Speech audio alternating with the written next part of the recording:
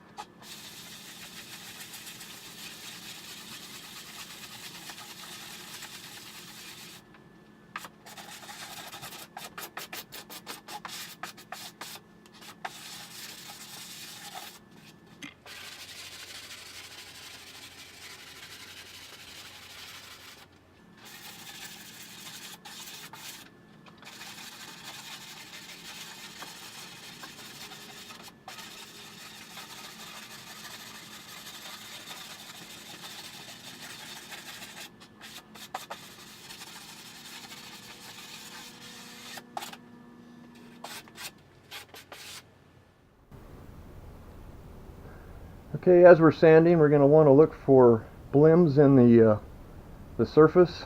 This is why I like to have the printed side on the inside, because there's a lot of little blims. I don't know if you can see very well with this with the camera and the lighting, but you can see we got some divots where the printing is.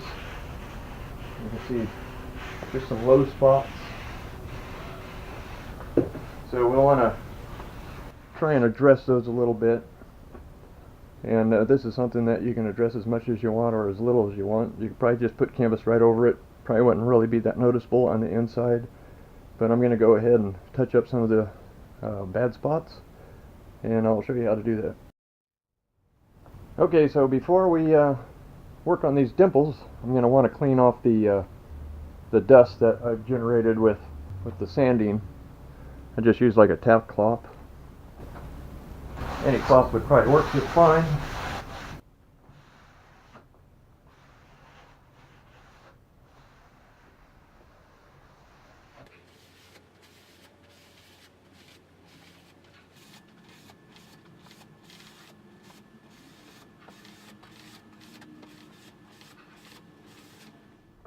And when I'm done getting that dust off there, I'm going to go ahead and use some alcohol and a rag to wipe off the surfaces.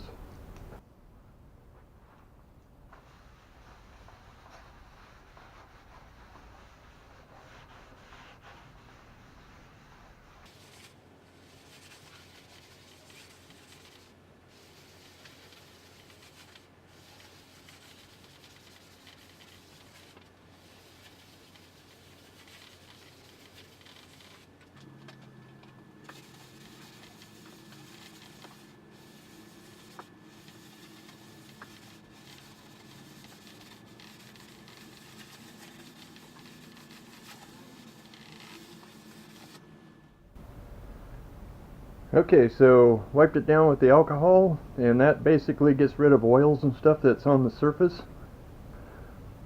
And so now we're going to tackle these depressions, slight depressions.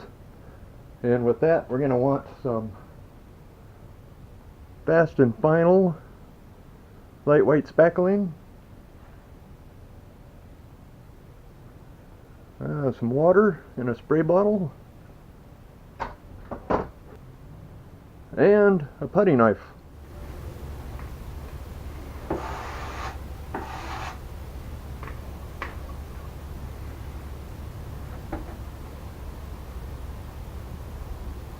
Just kind of using the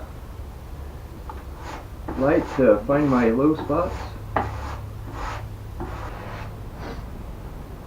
you basically are just looking for larger, low spots.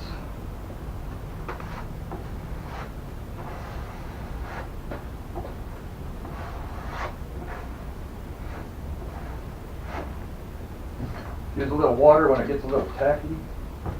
That way it'll smooth things out a little bit.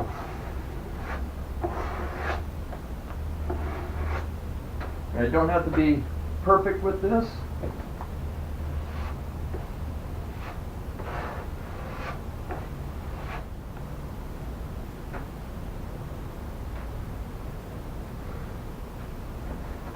Go ahead and try and get these edges squared up a bit.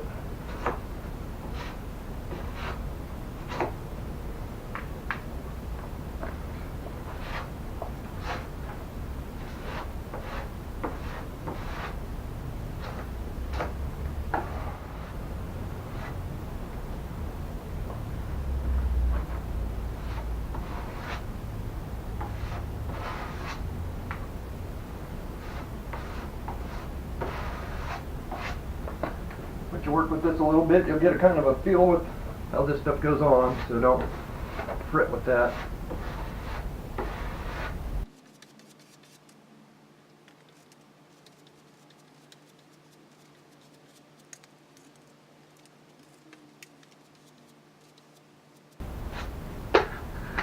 This stuff will shrink a little bit as it dries if it goes on thick.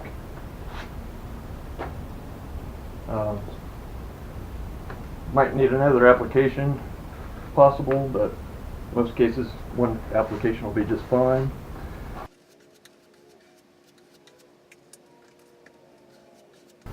Do want to try and make it as flush and even with the surface as we can, because this stuff can be a little complicated to sand sometimes if you get it real thick.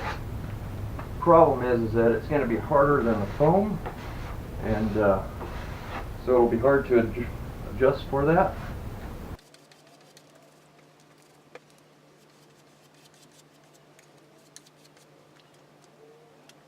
If the end don't work for perfection, it's not really needed.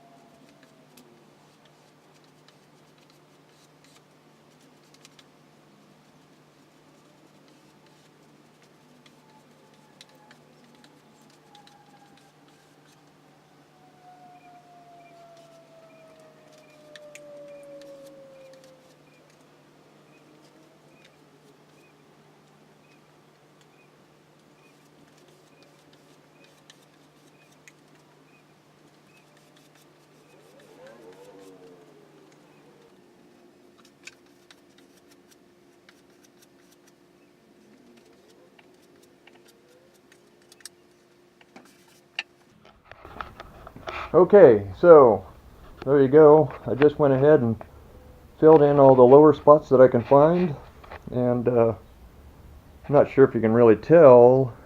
I'm going to go ahead and run this camera so you can kind of see a little more close up what I've done.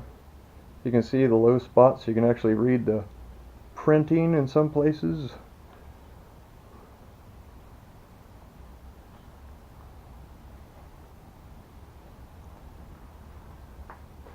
Those are all just spots that you're looking for. It doesn't have to be too pretty.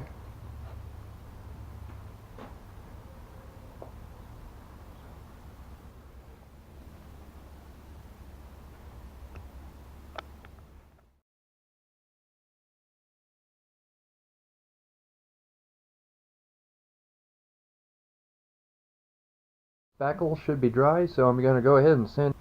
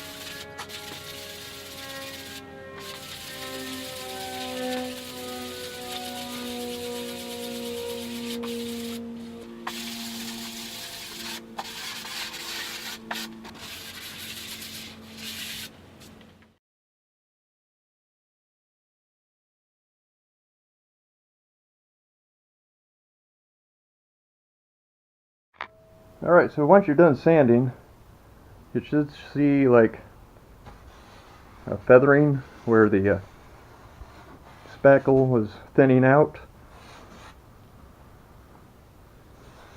If you see that feathering, that means that the spackle's not going to be lifted off the surface much, if at all.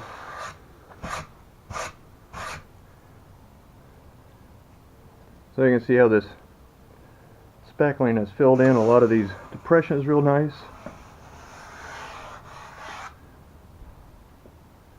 So that's what we're looking to do, just to try and get rid of these low spots so that they don't telegraph through the foam.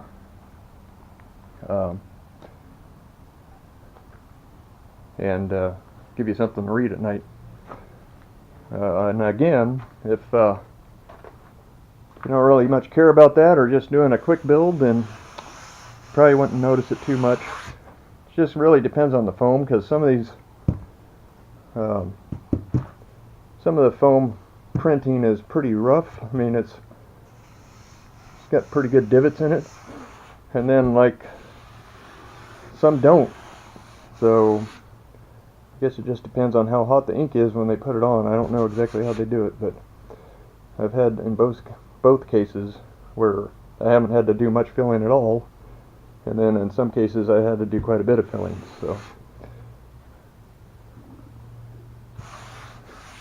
anyway, so that's what we're looking for.